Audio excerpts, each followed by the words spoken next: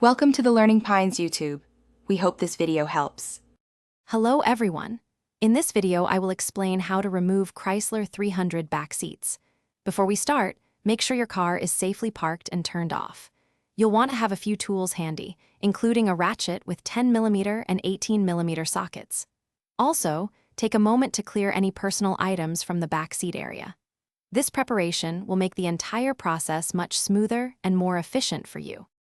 The first step is to remove the lower seat cushion. This part is usually quite straightforward. Reach under the front edge of the seat, near the floor, and you will feel two spring clips. Firmly pull upwards on each side of the seat to release these clips. Once both sides are disengaged, you can carefully lift the entire lower seat cushion out of your Chrysler 300. Be mindful of any wiring if your vehicle has heated seats. Next, we'll tackle the upper seat back. If your Chrysler 300 has foldable rear seats, fold them down first. You'll then need to remove the side seat bolsters. These are typically held by 10mm bolts.